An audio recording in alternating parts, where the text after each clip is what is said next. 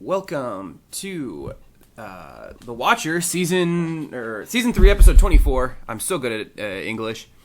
Welcome back.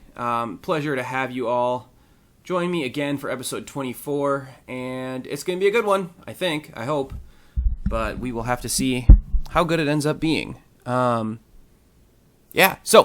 let's get straight into it. We'll go a week into the future and see what happens. I don't have rankings this time, so you get what you get. Also, we've got an Australian clone. Just like Survivor's got Australian Survivor, now we've got Australian Watcher. Sure, I'm just kidding. He reached out to me and was like, hey, do you mind if I run a little Watcher? I'm like, yeah, go for it, dude. I don't own the concept. I only ran season 3 myself. So check out Greece's as well if you haven't been watching. He's way more prolific than I am. He's got 7 out already, which is nuts. But yeah, good for him. First fight of the night here tonight. Pride Bushido 16 in Kanto, headlined by Crow Cop versus Big Nog. That's a banger of a fight right there. Little Nog, sorry. Should be a banger. Anyhow, but we're here for Seth Petrozelli versus Ron Francis Jr. Seth Petrozelli has already beaten Jack Duplessis and lost to Bruno Guimard, so he is trying to go up 2-1 against The Watcher heavyweights. However, the betting makers say that is unlikely, as the 9-2 Ron Francis Jr. is a -440 favorite against the 8-year-older 17-5 Seth Silverback Petrozelli. Plus 350 underdog kickboxing versus Jiu-Jitsu Sambo. Let's get straight into it. Here we go. Mark Goddard, referee for the fight. First round will be 10 minutes long. Two guys going for there. Now right hand for Ron Francis Jr. with the big reach advantage. Left exposed by a big sucker there. Good right hook. Francis Jr. getting the better of the early striking there. Nice jab and a straight right combo. Big right hand just misses from Francis Jr. That one had some venom on it for sure. As the two men 3 minutes into the first round. Left jab, right cross. Keeping it all in the feet. Keeping it mostly going with the hands there. 2 jabs to 1. Again, Francis Jr. landing about twice the rate here. Oof. Takes that. Ron Francis Jr. tries for a leg kick, but takes a right hand there. And again, Seth now starting to counter a little bit more as we enter the middle of the round. 5 minutes left in the round. Another leg kick attack from Ron Francis Jr. Petrozelli lands 2 left hands. Leg kick from Ron Francis Jr. Petrozelli now starting to get a little tired. The Silverback. 3 minutes left in the round. Left hand for Petrozelli. Left jab for Francis Jr. Ron Francis Jr. hits the big leg cross. Straight right from Petrozelli. 1-2. Both guys throwing some strikes now. Nothing much going on here. Ron Francis Jr. again still on the attack. A jab. Misses a body kick though. We're into the final minute of the round. There will be more rounds after this. Counter jab from Petrozelli. Low kick from Ron Francis Jr. That had to have hurt. And a quick kick to the ribs is... Sorry. Click the wrong button. Let's check the metrics on that one. All right, so we got 21 to 11 jab punches and 3 jab kicks to Ron Francis Jr. Like I said, outlanding him at about a 2-to-1 ratio. Let's get into round number 2. Both guys meeting in the center now. Left hook from Ron Francis Jr. Great right hook, though. Ron Francis Jr. getting a little tired now. Petrozelli probably more tired. Oh, misses the head kick. Petrozelli getting a lot more tired there, yeah, as we can see. Good right hook from Ron Francis Jr. Solid left hand misses, but the big right hits. Petrozelli cut open now and is looking exhausted. Ron Francis Jr. absolutely wearing him down. And now he's moving to the wrestling. Petrozelli's pinned up against the ropes. And if Ron Francis Jr. now using some of that clinch, apparently the Sambo skills, just kind of hitting some solid knees to the thighs there, a foot stomp there, and right to the stomach. Ron Francis Jr. absolutely peppering the midsection and the legs of Petrozelli now. Petrozelli, kickboxing style, is going to struggle with some kicks there, right to the side of the ribs. And that's the end of round number 2. Round number 2, Ron Francis Jr. landed 9 jab knees, 9 jab punches, and 2 jab kicks, and 1 power punch for Petrozelli. Fight overwhelmingly in Ron Francis Jr.'s favor so far. It would take an incredible round for Petrozelli or a finish. Ron Francis Jr. going for the takedown. Pushing him up against the ropes. And a nice hard foot stomp there. Going for the mat now. Petrozelli in half guard. Ron Francis Jr.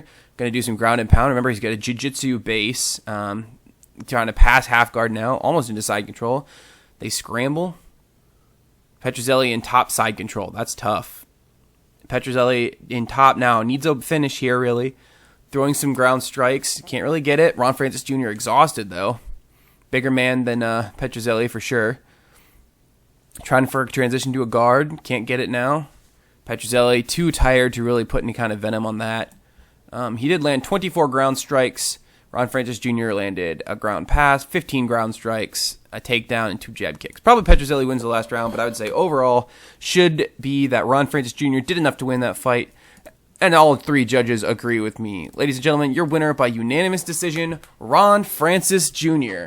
He moves to now 10-2. Let's check and see what kind of streak he's on. Rebounding from that loss to Alexander Emelianenko. Back-to-back decision wars here in Pride. His first appearance on a Bushido show. Good for him. Ron Francis Jr., one of the least active fighters in our database. But when he fights, it's a good one. Just 2 losses. 10-2. Pretty good for Ron Francis Jr.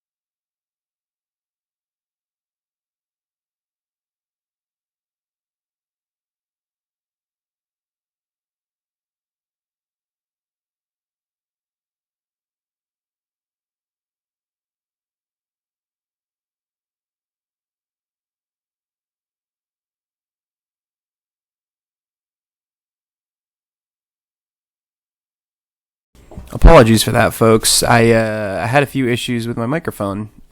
Made that last clip not have any words. Should only be about a minute or so. Anyway, Billy Willie, put an end to the rumors, everyone. Billy Willie has signed a new contract with Pride. He will be staying in Japan, despite interest from several Americans.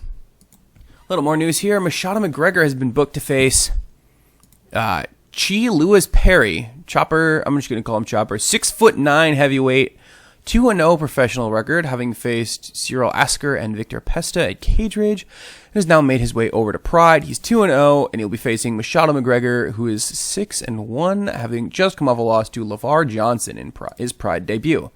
So, exciting stuff. We will see that in Pride 82, even though Pride 81 was canceled.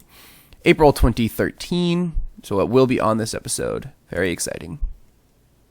Alright, and we return in Chubu, Japan for Jack Duplessis taking on Wagner Martins, or Martins, I'm not really sure which. First, we have to get through a lot of prelims. Here we are. Zulazino versus Jack Duplessis. Jack, 26 years old, from Johannesburg. The 12-4 professional record versus Wagner's 3-10 professional record. This is going to be an absolute demolition. Let's just see how long it takes. Vale Tudo is not standing up. Jack ignores the offer to touch gloves, probably insulted by the matchmaking. But hey, whatever scores. Going in for a takedown now. Gets the takedown. Zulazino in guard. Jack trying to pass the guard. Manages to pass the half. Takes a moment to catch his breath. Zulazino trying to sweep there. Nothing much going on. Jack working to side control and gets completely mounted. Jack goes for the armbar, lets it in entirely, and Wagner is out. Wagner Martins. Jack Duplessis defeats Wagner Martins in 3 minutes, 56 seconds of round number 1, and he should probably be disappointed it took that long. Congratulations to Jack, who moves to 13-4 as a professional. And I just realized that Wagner Martins actually fought Alex O'Reilly way back when. March 2006, CW The Jackpot, Cage Warriors fight. Knockout of the night for Alex O'Reilly as he absolutely starched Wagner Martins. So, a little bit of fun fact for you, I guess. Tad bit more news here. Alex O'Reilly has been booked to face Rex Richards at UFC 113, Neal versus Sanchez. Rex Richards is a 7-7 veteran. I have no idea how he got a UFC contract, but sure, why not? Seriously, he's never won a fight outside of an American large local show. Bizarre. Anyway, 7-7, he'll be facing off against Alex O'Reilly, looking for a bounce-back fight after the loss to Cain Velasquez. Alex, very, very good fighter, and should starch this fool pretty quickly. Another fight booked. George Joe will be facing Josh Barnett at Bellator 37 in a rematch. Hell yeah. It did not go well for Barnett. Did not go well for Joe last time. He lost in a minute 17, but rebounded to beat Bob Sapp, and now will rematch, hopefully keeping this one from going to the ground. Josh Barnett has not faced anyone since defeating Joe for the title. But there you go. Title rematch in May. Next episode, a big, big one to look forward to. That's very, very exciting. We are here in Kanto for Pride 80, and on the prelims, it's a viewer versus viewer fight. Billy Willie versus Eric Black Power Fonga. Eric Fonga, 10-6 professional fighter, a Muay Thai specialist, 6'4", 265 pounds from Perth, Australia, a plus 310 underdog. He's on a 3-fight losing streak to Antonio Rodrigo Nogueira, Fabricio Verdum, and Rob Broughton. 3 straight submissions. That's rough. However, Billy Willie, also on a losing streak. He has lost 2 straight to Antonio Rodrigo Benedera and Daniel Puder. His second loss to Daniel Puder, in fact. So, this is a big one. Loser could get cut from Pride here. Definitely possible. Fonga's been with Pride for a hot minute, but his record with them, not great. That is what, 6-5? Very, very even. Billy Willie, his record 11-3 overall, but just 1-2 with Pride. So very much a make or break fight here. Loser goes home. Maybe, I'm not the matchmaker. Anyway, Thug Jitsu versus Muay Thai. Here we go. This is big, folks. Maru Yamasaki, our referee. Here we go. Into the fight. 2 men touching gloves now. Beautiful right uppercut from Eric Fonga. Willie's knocked down. He's pounding him into the ground. Willie's hurt bad. Oh, he sweeps, though. Fonga's on the back. Billy Willie's on top. I thought he was dead. Oh, my God. Half guard now. Billy Willie trying to pass. He's into side control. Going for the arm triangle. He locks it in. Fonga's trying to fight his way out, and he pops free. This fight is insane. 4 minutes in, Willie's trying to get the arm bar, and he gets it. Oh, my God. What a fight. Holy smokes. The stats don't do it justice because 10 seconds in. We're gonna walk through the whole fight here because this is nuts. Fight starts. Touch gloves. Jab. Right uppercut. Fonga knocked down, and he's pounding away immediately. We're 17 seconds in. Billy Willie is on his back, getting his face beaten in. However, Fonga swings, misses, and Billy Willie sweeps to scramble. Fonga's in guard, gets past right into side control, tries for that arm triangle, sinks it in. Fonga breaks free. Billy Willie throws a few quick punches, then grabs the opposite arm and plies it, and Fonga has the tap. That was bonkers. Oh my God. Wow. Congratulations to Billy Willie, a now 12-3 record overall, 2-2 in Pride, and Fonga drops to 10-7. A rough break for him. And he's going to be thinking about that one for a long time. Wow. All right, and there it is. Eric Fonga has been cut from the Pride roster. Rest in peace, Black Power. He's now 10-7, and is going to have to make a name for himself elsewhere. Maybe back to Pancrase. He's never fought in the independents. So maybe back to Pancrase or something he can fight, but man, tough break for him. Going from 10-3 and now lost 4 straight. His chin might be cracked. He just does not have the submission defense, unfortunately. He's at what? 1, 2, 5 submission losses? 5 submission losses to 5 different submissions. That's crazy. Anyway, tough break for Fonga, but if he doesn't work on that submission defense, that's kind of what's going to keep happening. So there it is, folks. Eric Fonga has been cut from Pride. Sad to say. And Grease Kunis has been booked to face Gabriel Gonzaga at K1 Heroes 48. That should be a great fight. Gonzaga, an 18-4 fighter, former Elite XC heavyweight champion. And then jumped ship to K1 Heroes, beating Stefan Struve and Hidehiko Yoshida. Grease Kun is a perfect 4-0, including a win against Bogoy Ivanov at K1 Heroes 45. That'll be a great fight. It happens in May, not on this episode, but on the next. Let's keep moving. Ladies and gentlemen, we are at UFC 109 in the desert of Nevada, headlined by a bantamweight title fight between John Dodson and Brian Bowles? I don't know. John Dodson trying to find the bantamweight title for the 5th consecutive time. Crazy. It's really good in this save. But on the prelims, Anderson versus Yair Rozenstruik. Anderson versus BG Boy. Anderson minus 560 favorite, despite being 8-7. Rozenstruik is just 1-0 with a kickbox background from Suriname. Anderson has an inch on him and 20 pounds, good heavens, and is 2 years older than his opponent. Uncommon, but Brazil versus Suriname. Here we go. Undercard, UFC 109. Let's get to it. Rozenstruik coming forward, straight to the attack. Anderson with the jab. Rozenstruik 1-2. Anderson blocks it now. Right-handed jab and a solid right hand. Rozenstruik putting a lot of pressure on. Rozenstruik hitting a left hand a minute into the fight now. Nothing significant so far. Exchange of strikes. Anderson with the jab. Another left jab from Rozenstruik. Nothing really damaging going on so far. Right cross misses from Rozenstruik. Second half of the round, neither landing at a very high rate right now. Anderson with a left hand. Rozenstruik with a left hand. Anderson trying to grapple now. Straight right from Rozenstruik, though. Stops him in his tracks. Anderson with a counter jab. Guy's in the center now. Ooh, big sequence of hands from Rozenstruik. Anderson with another left. That really finding the range on that left jab, Anderson is. Rozenstruik lands hard with the right cross, getting tired now, neither doing a whole lot of damage. Meet in the center, left hook from Rozenstruik, and that's the end of round number 1. Rozenstruik, 13 jabs and 1 power punch to just 8 jabs from Anderson. Say a solid round 1 for Rozenstruik. Big underdog, but he is winning. Anderson looking a little dazed now. Jab and cross from Anderson to start off the second round. Going toe-to-toe, neither one landing at a very high rate. Left hook from Rozenstruik. Lands clean, though. Halfway through the fight. Rozenstruik stalking forward, stepping into the pocket now. Uses the left jab, but can't get it. Anderson kind of lost the range on that jab right there. Staying fairly defensive, not landing very much. Staying on the feet this round, it looks like. Anderson not really trying for a takedown after the one failed early. Didn't really even get a takedown attempt in, honestly. Anderson starting to get a little bit tired, but Rozenstruik more tired.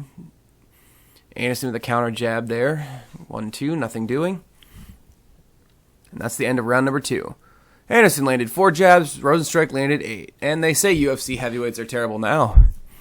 Another round for Rozenstruik. Anderson needs a finish here in this last round, maybe trying to gas him out and get the grappling going. Tough to say. Misses with the right hand, though. Both guys staying on the feet for now. Anderson takes the counter to the body. There, shoots in for the takedown there. Hopping on one leg. Pinned up against the cage now.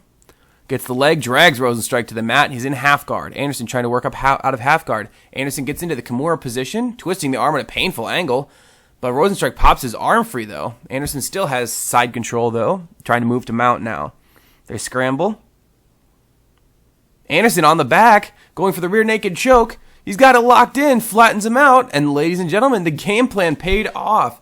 Anderson defended well the first 2 rounds of the fight. Didn't take a lot of damage. Didn't land much either.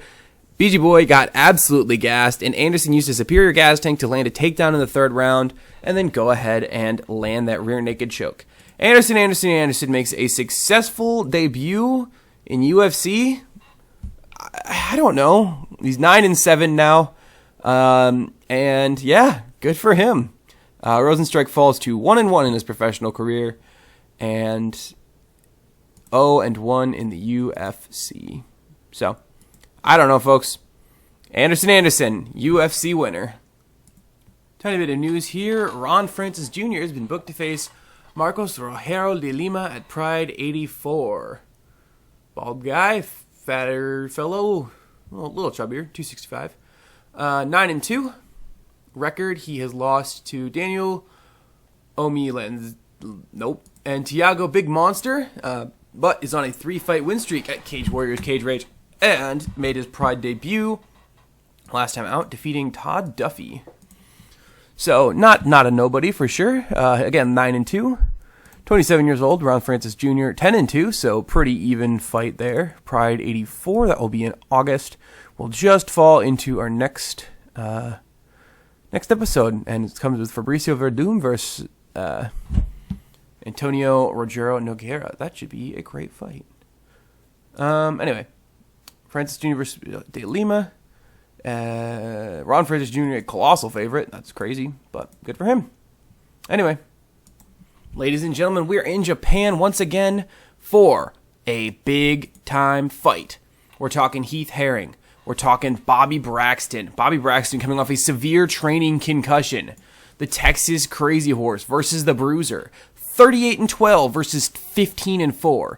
Heath Herring is on a colossal win streak. 9 consecutive fights since he dropped his K1 Heroes title to Semi Schilt. He has defended it not once, but 5 times. Bobby the Bruiser Braxton is going for his first taste of gold in his first title fight. A 6-fight win streak for him. He is currently ranked the number 11 heavyweight in the world.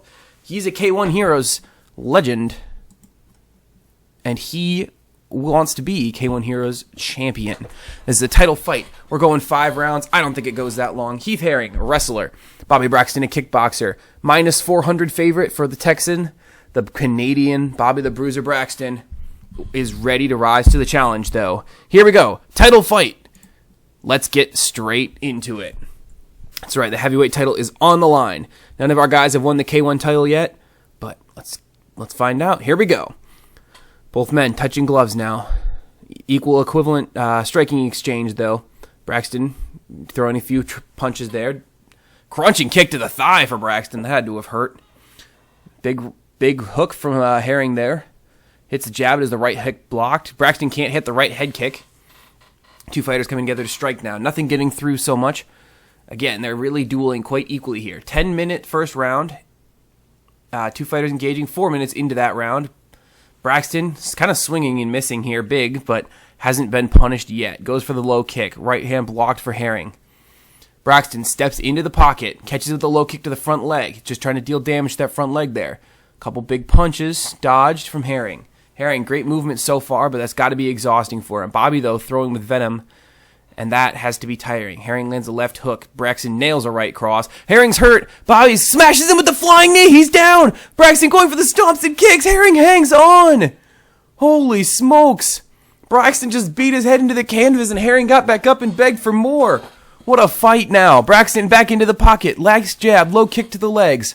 2 minutes left in the fight. The crowd is going nuts. Herring's rocked again. He's against the ropes. Straight right from Braxton, but misses with the spinning back fist. Holy. Low kick to the front leg to Herring again. Herring is absolutely damaged in the legs. He's wobbled. 2 flicks left hands. Herring's limping all over the ring. Time runs out in round number 1. The crowd is on their feet. What a fight so far. 4 power ground strikes for Braxton. A power knee that almost ended the fight right there. 4 jab kicks. 2 power kicks.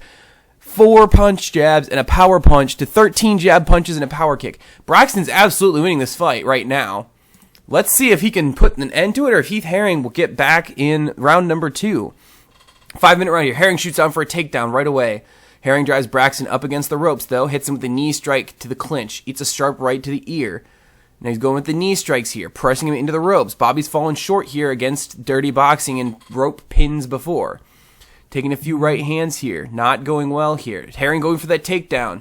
Braxton puts Herring against the ropes. Resets to the center, though. Herring exhausted, minute and a half. Right kick to the side of the head. Herring's down again. Braxton's unloading with punches here. Herring's hurt, but he's not out yet. Braxton goes for the Kimura. Herring won't let it go. Herring gets into half guard now. Braxton pounding away from half guard, and that's the end of round number 2.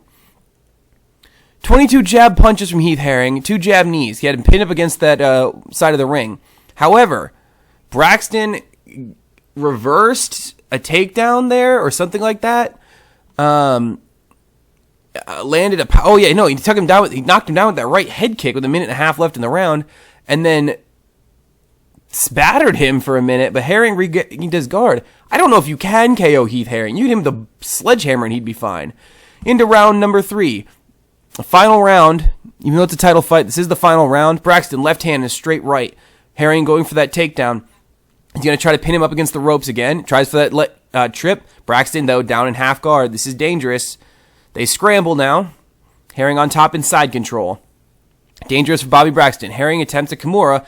Braxton's arm is bent at a terrible angle, but he pops it free. Stuck under side control still. Herring going for that arm bar again. Braxton blocks it. Braxton's looking exhausted, but really just needs to survive 2 minutes. Americana attempt now. No, nothing. Minute and a half to go. Herring tries for another Kimura. Braxton defending himself well.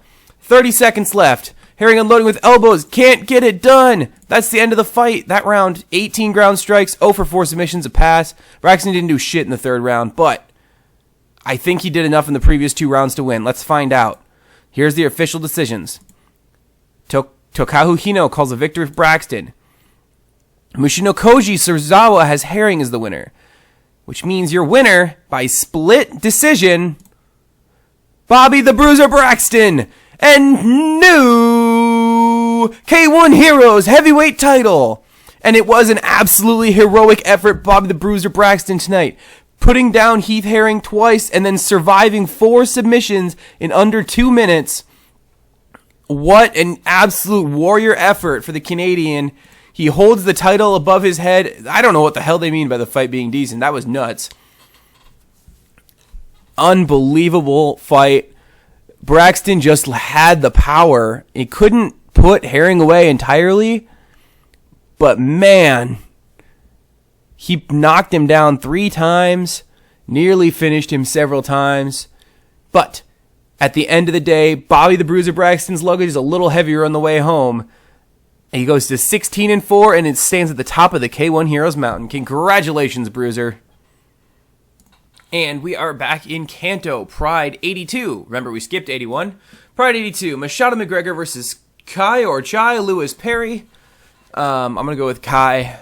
I could be wrong. Don't sue me. He's a 2-0 fighter, plus 520 underdog, kickboxer. Kickboxing versus kickboxing. That's interesting. Northern Ireland versus England. We're going to assume Machado's got some revenge to do on behalf of all of his Irish brothers.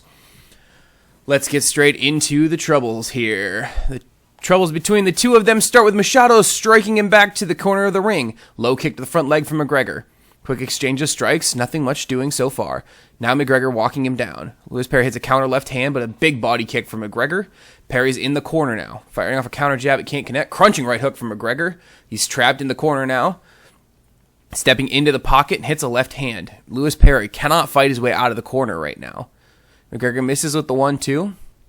Beauty of a straight right, though, on that one. Stalks him back. Pins him in the corner again. Into the pocket, and a straight right lands hard. Lewis Perry's dazed. McGregor trying to finish it. Grabs him into a Muay Thai clinch. Knee to the chest there. Keeps control of the clinch. Powerful knee to the head, and he's out! Ladies and gentlemen, your winner via knockout in 4 minutes, 14 seconds, Machado McGregor. Moving to 7-1. He dazed him with a big right hand, grabbed him into a Muay Thai clinch, and battered him with knees until he was out cold. What a fight, what a result. Excellent work, Machado McGregor. Like I said, 7-1, bouncing back from his loss with style. He's now 1-1 in Pride, and has taken the O off of Chai Lewis Perry. Congratulations to him. Here's a little bit of news. Strikeforce has offered Bruno Guimas a contract. The one, Bruno Guimas, currently an Elite XC fighter, and has not made his debut in the Strikeforce ring yet. He is, however, on a 4-fight winning streak, including claiming the Elite XC Heavyweight Championship, which he would, of course, have to vacate if he signed with Strikeforce, I think. I think all Strikeforce's guys run. They're on exclusive contracts. They just signed Alistair Overeem, so you could get a little revenge there. Anyway, Strikeforce offering Guimas a contract. We'll see what he does with it. Here's a little news for you. Bruno Guimas has now signed an exclusive contract with Strikeforce, thus vacating his Elite XC Heavyweight Championship before defending it, the same as he did with the King of the Cage Heavyweight Championship before that. So, he's a vacator. What can I say? Anyhow, this man, former Elite XC Heavyweight Champion, former King of the Cage Heavyweight Championship, and now is a Strike Force member and ready to fight as soon as they book their next card. Meanwhile, Ron Francis Jr. is coming to the end of his Pride contract and has entered the renegotiation period. He does have a fight in August against Marcos Rogerio de Lima, and as a 5-1 record so far. So he's doing quite well there. King of the Cage have offered him a contract, though I expect he will likely re-sign with Pride. But hey, King of the Cage, it never hurts to ask. Here's a little news for you. Oh my God. Bruno, I didn't read this before I clicked on it. Bruno Grimas has been booked to face Earl Mo. Ladies and gentlemen, we got another viewer versus viewer fight in the next card. It's coming in June. Mayhem versus Sakara. Oh, Jason Miller versus Alessio Sakara. Whatever. We're here for Earl Mo versus Bruno Grimas. Earl Mo, a 9-2 Strike Force fighter. These two men have never fought each other before. Big Sexy from Monkey's Eyebrow, Kentucky. The one, Bruno Grimas from Portugal. 13-4 versus 11-2. This is a huge fight. This is going to be a great fight. Could be a number 1 contender fight, really. I mean, they're number 2 and number 3 in the company. Ben Rothwell is the champion. Earl Mo was the champion here before. Oh, yeah, he was, wasn't he? But I believe he vacated. No, he lost it to Ben Rothwell. I'm sorry. He's the only one of our champions to have actually dropped his title versus vacated, or in the case of KSW, where it closed down. But still. So, what a fight. I'm so excited for that. In other news, Anderson has joined the Anarchists team. Nobody cares about that. And Ron Francis Jr. has signed a contract extension with Pride. Again, King of the Cage wasn't going to happen. But there you have it.